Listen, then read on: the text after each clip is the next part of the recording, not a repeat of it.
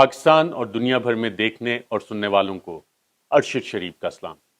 ناظرین، پاکستان مسلم لیگ نواز اور Pakistan democratic movement کی مخلوط حکومت نئے چیف آف آرمی سٹاف کے حوالے سے مشاورت شروع کر چکی ہے، اور اس مشاورت میں جو چیزیں اب تک سامنے آئی ہیں وہ سامنے آئی ہیں عمران خان کے اس انٹرویو کے بعد جو انہوں نے کامران خان کو دنیا نیوز پہ دیا، اور اس انٹرویو کے بعد جو ریئیکشنز انیشل سامنے آئی ہیں پاکستان مسلم لیگ نواز کے مختلف لیڈرز کی طرف سے، جو کچھ بند کمروں میں ان کی ملاقاتیں ہوئیں، جو لندن میں اس وقت ماحول ہے، جو اس حوالے سے بات چیت ہوئی، اور خود پاکستان میں جو پبلکلی بات چیت ہوئی، اس سے ایک چیز تو بڑی واضح ہوتی جا رہی ہے، اور وہ یہ چیز ہے کہ پاکستان مسلم لیگ نواز اور پی ڈی ایم، خاص طور پہ پاکستان مسلم لیگ نواز، جیسے ہم نے آپ کو کل بھی بتایا تھا، اس میں جو ایک ہاکس کا گروپ ہے جو لندن کے ساتھ الائنڈ ہے، وہ ایکسٹینشن کے لیے حامی میں نہیں ہے کہ جنرل قمر جاوید باجوہ کو مزید ایکسٹینشن دی جائے۔ اور اس کا اظہار سابق وزیر اعظم شاہد خاقان عباسی صاحب نے کل آج شاہ زیب خانزادہ کے ساتھ پروگرام میں کیا، اور انہوں نے بڑا واضح کہا کہ نہ یہ ملک کے مفاد میں ہے، نہ یہ فوج کے مفاد میں ہے کہ جنرل قمر جاوید باجوہ کو مزید ایکسٹینشن دی جائے۔ شاہد خاقان عباسی سابق وزیر اعظم میاں نواز شریف کے انتہائی کلوز کنفائیڈنٹ ہیں، اور جب میاں نواز شریف نے بطور وزیر اعظم اپنا عہدہ چھوڑا سپریم کورٹ کے فیصلے کے بعد، تو انہوں نے اپنے چھوٹے بھائی کو وزیر اعظم نہیں بنایا۔ اعتماد اتنا ہے شاہد خاقان عباسی پہ کہ شاہد خاقان عباسی صاحب کو وزیر اعظم بنایا گیا، اور شاہد خاقان عباسی نے ہمیشہ میاں نواز شریف کا جو ٹرسٹ ہے، جو اعتماد ہے، اسے برقرار رکھا، چاہے 1999 کا معاملہ ہو یا کہ وزارت عظمیٰ کے حوالے سے۔ یہ ان چند سینئر رہنماؤں میں سے شامل ہوتے ہیں جو کہ میاں نواز شریف صاحب کے انتہائی قریب سمجھے جاتے ہیں، اور شاہد خاقان عباسی جو ان کا کارپوریٹ ایکسپیرینس ہے، جو ان کا پولیٹیکل ایکسپیرینس ہے، اس میں پارٹی ان کی بات چیت کو ویٹ بھی کافی زیادہ دیتی ہے۔ تو انہوں نے تو بڑا واضح کر دیا کہ جناب نہ فوج کے مفاد میں ہے، نہ ملک کے مفاد میں ہے کہ مزید ایکسٹینشن دی جائے، جبکہ عمران خان کہتے ہیں کہ جو بھی نیا آرمی چیف آئے گا، اگر پاکستان مسلم لیگ نواز یا پی ڈی ایم انہیں اپوائنٹ کرتی ہے، ایک ایسی لیڈرشپ جو لندن میں کنوکٹڈ ہے یا جن پہ منی لانڈرنگ کے چارجز ہیں، تو نئے آرمی چیف کو یہ بذات خود کنٹروورشل کر دیں گے۔ اور پاکستان مسلم لیگ نواز کا خیال ہے کہ عمران خان کو اگر یہ موقع دیا جاتا یا دیا جائے آئندہ، تو ان کو بھی وہ قابل قبول نہیں ہوگا۔ تو اس کے ایک لاجیکل سلوشن بڑا آسان ہے کہ کیئر ٹیکر حکومت آئے، اور کیئر ٹیکر حکومت اس کی تعیناتی کرے، نئے آرمی چیف کی تعیناتی کرے، تاکہ پاکستان کی سیکیورٹی کے لیے جو ایک انتہائی اہم عہدہ ہے وہ اس سیاست سے بالا تر ہو۔ یہ بالکل لاجیکل اس کا سلوشن ہے، اور اس حوالے سے کچھ حلقوں میں، اقتدار کے حلقوں میں بات چیت بھی چل رہی ہے، اور نون لیگ والے تو اب یہ باقاعدہ رونا پٹنا شروع ہو گئے ہیں کہ جناب پہلے ہمیں حکومت میں لایا گیا، ہم سے مشکل فیصلے کروائے گئے، اور اب ہمیں کہتے ہیں کہ جی الیکشن کرواؤ، اور الیکشن اگر ہم نے کروایا ہم تو مارے جائیں گے۔ نون لیگ میں تمام لیڈران کا جو سمجھدار ہیں، جن کا پولیٹیکل ایکیومن ہے، وزڈم ہے، ان کو یہ نظر آ رہا ہے باقاعدہ طور پہ کہ عمران خان کی جو پاپولیرٹی ویو ہے، اس میں اگر یہ ابھی الیکشن میں گئے، کیئر ٹیکر گورنمنٹ آتی ہے اور جنوری فروری تک اگر انتخابات ہوتے ہیں، تو نون لیگ کا پنجاب سے کافی بڑا نقصان ہو جائے گا۔ پاکستان پیپلز پارٹی کمفرٹیبل بیٹھی ہے، اور اس وقت پاکستان مسلم لیگ نواز میں سوچ یہ ہے کہ ماضی میں میاں نواز شریف صاحب جنہوں نے تقریباً 5 آرمی چیف ان کی اپوائنٹمنٹ کی، اور اس میں ہمیشہ ایک کنسیڈریشن یہ ہوتی تھی کہ شاید یہ ہماری سپورٹ کریں گے، شاید یہ ہمارا اپنا بندہ ہے، شاید، اور جس طرح سے ماضی میں لابی ہوتی رہی میاں نواز شریف صاحب کے ساتھ، کبھی شجاعت عظیم نے اس میں کردار ادا کیا، کبھی محمد زبیر نے، کبھی عرفان صدیقی یا دیگر جو جاننے والے لوگ ہیں انہوں نے، تو اب ایک کنسنسس پایا جاتا ہے۔ ایون ڈیفنس منسٹر خواجہ آصف صاحب، انہوں نے ایک دو لوگوں سے جب بات چیت کی تو ان کو بڑا واضح کہا کہ یار ماضی میں جو ہم نے ایکسپیریمنٹ کیا اس کے نتائج اچھے نہیں آئے، تو اس دفعہ ہماری کوشش ہے کہ سینیورٹی لسٹ پہ جو بھی ٹاپ پہ ہوگا انہی کو اپوائنٹ کر دیا جائے۔ اب یہ ایک انتہائی اہم سوال ہے کہ سینیورٹی لسٹ پہ جو اپوائنٹمنٹ ہے وہ اس کی ٹائمنگ بہت میٹر کرے گی۔ اگر یہ سارا معاملہ 29 نومبر تک جاتا ہے تو سینیورٹی لسٹ پہ فرق پڑ سکتا ہے، نہیں اگر یہ اناؤنسمنٹ سپٹمبر یا اکتوبر یا ایون نومبر کے پہلے 3 ہفتوں میں ہو جاتی ہے تو پھر سینیورٹی لسٹ کیا ہوگی، کون کون کنٹینڈرز ہیں، یہ انتہائی اہم سوال ہے، اور اس کو سمجھنے کے لیے ہمیں دیکھنا پڑے گا کہ جناب اگر سپٹمبر، اکتوبر یا نومبر کے پہلے 3 ہفتوں میں اناؤنسمنٹ کر دیتی ہے شہباز شریف کی حکومت، تو اس وقت سینیورٹی لسٹ کیا ہے، اور اگر اس میں سینیورٹی لسٹ کے حوالے سے کوئی مزید چیزیں دیکھی جاتی ہیں تو کیا معاملات بنیں گے، اس حوالے سے ناظرین چند حقائق آپ کے سامنے رکھتے ہیں۔ اور اس میں سینیورٹی لسٹ کو ہم جب دیکھتے ہیں تو سینیورٹی لسٹ میں ہمیں اس وقت جو ٹاپ پہ افسران نظر آتے ہیں اس میں سر فہرست تو لیفٹیننٹ جنرل عاصم منیر ہیں۔ لیفٹیننٹ جنرل عاصم منیر کے بعد نمبر آتا ہے لیفٹیننٹ جنرل ساحر شمشاد کا، اس کے بعد لیفٹیننٹ جنرل اظہر، اس کے بعد آتا ہے لیفٹیننٹ جنرل نعمان کا نمبر، لیفٹیننٹ جنرل نعمان کے بعد لیفٹیننٹ جنرل فیض کا نمبر آتا ہے، اور پھر لیفٹیننٹ جنرل عامر کا نمبر آتا ہے۔ اچھا، ان ساروں میں جو اپوائنٹمنٹ ہے، اگر تو یہ معاملہ 6 مہینے کی ایکسٹینشن تک بھی جاتا ہے، جو کہ عمران خان نے کہا کہ جی ایک نئی حکومت آئے، یعنی کیئر ٹیکر حکومت آئے اور وہ آ کے انتخابات کا اعلان کرے، اور اس کے بعد چاہے پی ڈی ایم آتی ہے، نون لیگ آتی ہے یا پی ٹی آئی آتی ہے، تو اس کا یہ استحقاق ہونا چاہیے کہ وہ آرمی چیف اپوائنٹ کرے۔ تو اگر آپ یہ بھی دیکھ لیں کہ اکتوبر میں اگر کیئر ٹیکر گورنمنٹ آتی ہے یا نومبر میں آتی ہے تو اس کے بعد 3 مہینے میں انتخابات اور الیکشن، تو جو 5 افسران ہیں جن میں لیفٹیننٹ جنرل ساحر، اظہر، لیفٹیننٹ جنرل فیض اور لیفٹیننٹ جنرل عامر، یہ اپریل 2023 میں ریٹائر ہوں گے، تو وہاں تک بھی یہ مارجن ہوتا ہے، لیکن اس میں ایک ریٹائرمنٹ آ رہی ہے 27 نومبر کو، وہ ہے لیفٹیننٹ جنرل عاصم منیر کی۔ اگر تھوڑا سا ایک بریف پروفائل پہ ناظرین ان تمام افسران کے نظر ڈالیں تو صورتحال مزید واضح ہو جاتی ہے۔ لیفٹیننٹ جنرل عاصم منیر اس وقت سینیورٹی لسٹ پہ سب سے ٹاپ پہ ہیں، اور ان کی جو ڈیٹ آف ریٹائرمنٹ بتائی جا رہی ہے، پتہ نہیں کتنی اوتھینٹک ہے کہ نہیں، لیکن اکثر لوگوں کا یہ کنسنسس ہے کہ ان کی ڈیٹ آف ریٹائرمنٹ بنتی ہے 27 نومبر، لیکن ایک دو دوستوں نے مجھے بتایا کہ نہیں، شاید یہ دسمبر تک چلی جاتی ہے، 29 نومبر کے بعد بھی، لیکن جو ابھی تک ڈیٹ سامنے آئی ہے جس پہ زیادہ تر لوگ متفق ہیں وہ 27 نومبر 2022، یعنی جنرل قمر جاوید باجوہ کی ریٹائرمنٹ سے 2 دن پہلے۔ تو اب سوال یہ بنتا ہے کہ لیفٹیننٹ جنرل عاصم منیر جو اس وقت top of the seniority list ہیں، اگر ایک ہفتہ پہلے بھی موو ہوتی ہے سمری، یا جس طرح عمران خان صاحب نے جنرل باجوہ کو اگست میں ایکسٹینشن کا اعلان کر دیا تھا، اور شہباز شریف سپٹمبر میں اعلان کرتے ہیں، اکتوبر میں اعلان کرتے ہیں، یا نومبر کے پہلے 1-2 ہفتے میں اگر اعلان کرتے ہیں، تو لیفٹیننٹ جنرل عاصم منیر کا نام کیا اس سمری میں شامل ہوگا؟ اور اگر شامل ہوگا تو وہ ٹاپ پہ، یقیناً ٹاپ پہ ہوں گے۔ اور lieutenant general Asim Munir director general military intelligence بھی رہے ہیں، ڈائریکٹر جنرل ISI بھی رہے ہیں، اس کے بعد انہوں نے گجرانوالہ میں کور بھی کمانڈ کی، اور آج کل کوارٹر ماسٹر جنرل کے طور پہ GHQ میں اپنی خدمات انجام دے رہے ہیں۔ انتہائی نفیس آدمی ہیں، شریف النفس آدمی ہیں، اور حافظ قرآن بھی ہیں، اور جمہوریت پہ، جمہوری لیڈرشپ پہ اور سولین اتھارٹی پہ ان کا اعتماد بالکل ہے کہ یہ معاملات سولین لیڈرشپ کو ہی چلانے چاہیے۔ ایک بڑا بے داغ قسم کا ان کا کیریئر ہے، بہت سی ان کی کنٹریبیوشنز ہیں پاکستانی فوج کے لیے۔ دوسرے نمبر پہ ہمارے پاس لسٹ میں آتے ہیں، یہ تو معاملہ ہے کہ اگر یہ سمری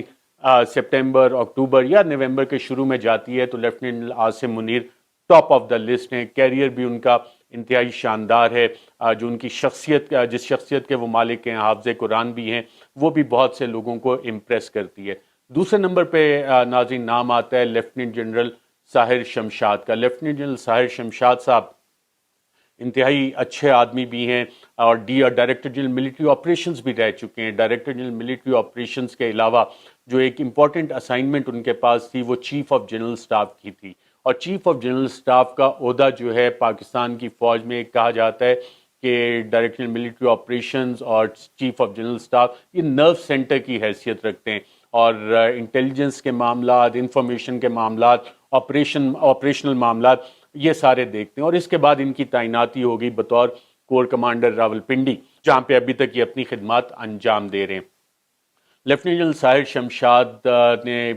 تقریباً اسی سال اپنے ایک پرانے اسکول کا دورہ بھی کیا، اسلام آباد model college for boys F84، اور وہاں پہ جو اساتذہ تھے ان کے ساتھ جو ان کی انٹریکشن ہوئی، جو باقی کولیگز کے ساتھ ان کی انٹریکشن ہوئی، اس سے بہت سے لوگوں نے ان کا بہت اچھا تاثر لیا۔ فوج پاکستان میں بھی ان کی بہت عزت کی جاتی ہے۔ مجھے یہ بتایا گیا کہ ان کا جو فارم ہے اس میں نیکسٹ آف کن میں لکھا گیا ہے پاکستان آرمی، سندھ ریجیمنٹ سے ان کا تعلق ہے، اور پوری طرح کمیٹڈ ہیں اپنے پروفیشن کے ساتھ۔ اس کے بعد ناظرین نام آتا ہے لیفٹیننٹ جنرل اظہر کا۔ لیفٹیننٹ جنرل اظہر عباس اس وقت چیف آف جنرل سٹاف ہیں، اور چیف آف جنرل سٹاف کے عہدے سے پہلے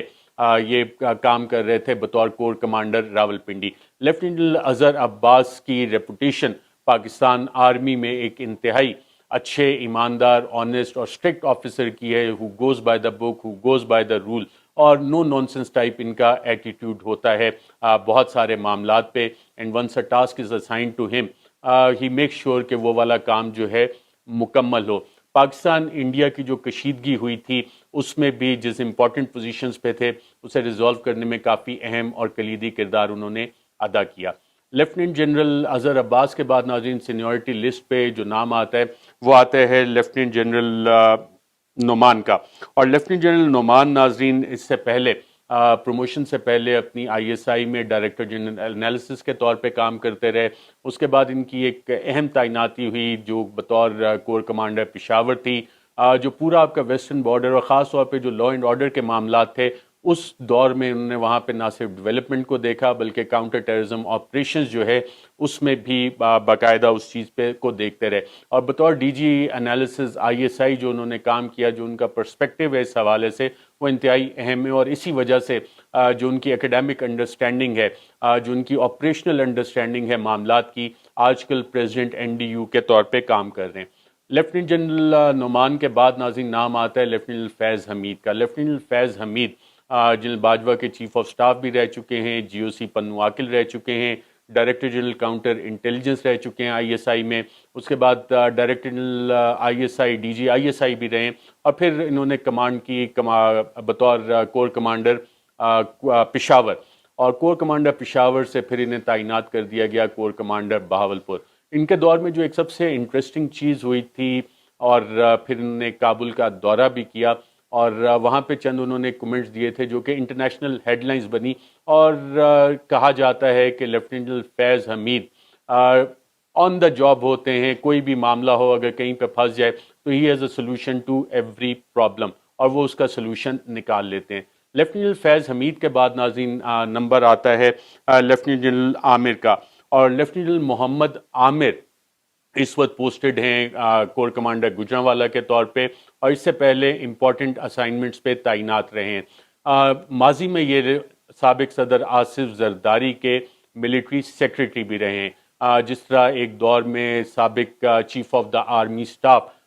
جنرل اشفاق پرویز کیانی محترمہ بے نظیر بھٹو کے ملٹری سیکرٹری رہے تھے. یہ تو ناظرین سینیورٹی لسٹ بنتی ہے کہ اگر آپ 6 مہینے کے لیے ایکسٹینشن جنرل باجوہ کو نہیں دیتے، نئے انتخابات نہیں ہوتے، اور 29 نومبر کو چینج آف کمانڈ ہونی ہے. جو چینج آف کمانڈ ناظرین 29 نومبر کو ہونی ہے، اس میں ایک اور اہم عہدہ جو ہے chairman joint chief of staff committee کا، اس پہ جنرل ندیم وہ بھی ریٹائر ہو رہے ہیں. اور ان کی ڈیٹ آف ریٹائرمنٹ کا مطلب یہ ہے کہ 27، 28، 29 یہ 2 اہم تعیناتیاں جو ہیں وہ نومبر کے مہینے میں ہونی ہیں. اور اگر سینیورٹی پرنسپل کو فالو کیا جاتا ہے تو بہت سے لوگوں کا خیال یہ ہے کہ لیفٹیننٹ جنرل ساحر شمشاد یقیناً یا تو chairman joint chief of staff بنیں گے یا chief of the army staff بنیں گے. اور اگر یہ سمری پہلے موو ہوتی ہے اور سینیورٹی لسٹ اور میرٹ کو جس طرح وہ فالو کرنے کی بات کر رہی ہے، پاکستان مسلم لیگ نواز اپنے ماضی سے ایک بریک کرنے کی بات کر رہی ہے،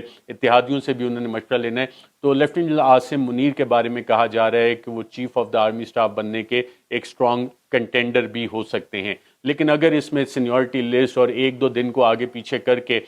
سمری موو کی جاتی ہے اور ان کا نام اس میں شامل نہیں ہوتا، تو پھر جو میں نے آپ کو معاملات بتائے ہیں کہ سینیورٹی لسٹ میں کون کون آتا ہے، وہ چیزیں ہمیں دیکھنا پڑیں گی کہ وہ تعیناتی کس طرح سے ہوتی ہے. ناظرین یہ تو ہو گئی اہم معاملہ جس کے گرد اس وقت پاکستان کی ساری سیاست گھوم رہی ہے. اور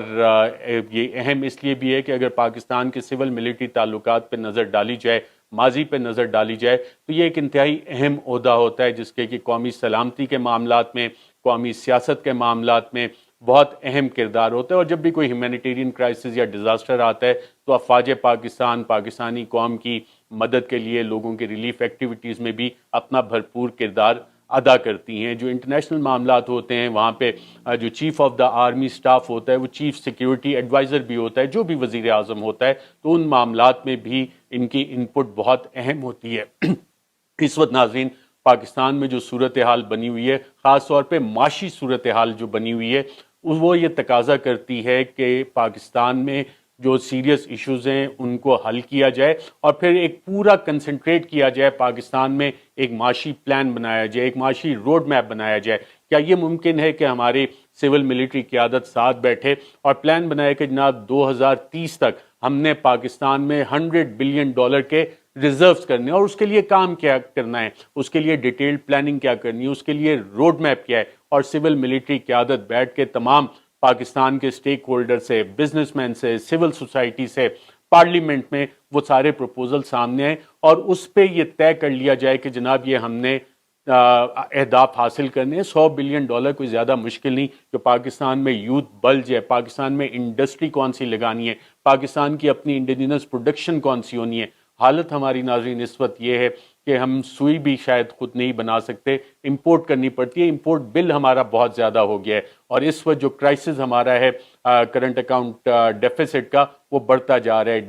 جو روپے کی قدر ہے وہ کم ہوتی جا رہی ہے، اور معاشی مشکلات لوگوں کی بڑھتی جا رہی ہے۔ IMF بار بار وارن کر رہا ہے کہ پاکستان کی اکانومی رسک پہ ہے، ورلڈ بینک وارن کر رہا ہے، وارننگ دے رہا ہے کہ پاکستان کی جو میکرو اکنامک سٹیبلٹی ہے وہ شدید خطرات میں ہے، اور اس کے لیے ہمیں پالیسی ڈیسیجنز لینے، لیکن اس وقت پاکستان کی جو ساری سیاست ہے اس کا شاید ان چیزوں پہ فوکس نہیں ہے۔ حکومت کا اس وقت سارا کا سارا فوکس یہ ہے کہ عمران خان کو کس طرح سائیڈ لائن کرنا ہے، اور کل بھی سیف اللہ نیازی جو انتہائی قریب ہیں عمران خان کے، ان کے گھر پہ چھاپا مارا گیا، اور جو FIA کا نوٹس اگر آپ دیکھیں تو اس میں کہا گیا کہ جو نامنظور.com ویب سائٹ ہے وہ اللیگلی آپریٹ کر رہی ہے، اور یہ وہ ویب سائٹ ہے جس پہ کہ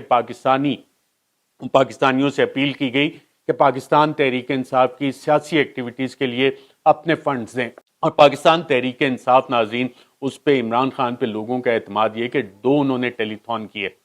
حکومت نے اسے بلیک آؤٹ کرنے کی کوشش بھی کی، لیکن پھر بھی تقریباً 10 ارب روپے سے زائد کی پلیجز پاکستانیوں نے کی، پاکستانی امریکنز نے اس میں پلیج کیا، اور دوسری طرف حکومت اور اس کے ہینڈلرز انہوں نے بھی اپیلیں کی تھیں، ابھی تک انہوں نے شرمندگی سے یہ نہیں بتایا کہ اس میں پاکستانیوں نے کتنا کنٹریبیوٹ کیا۔ خدشات یہ بھی ہیں کہ فواد چودھری اور مراد سعید ان کے خلاف بھی کوئی کارروائی کی جائے گی۔ ملک میں جو اس وقت ناظرین لا اینڈ آرڈر کی سچویشن بن چکی ہے، اس پہ آئندہ تفصیل سے بات کریں گے کہ سوات میں ملیٹنسی دوبارہ سے کیسے سر اٹھا رہی ہے، جو قبل میں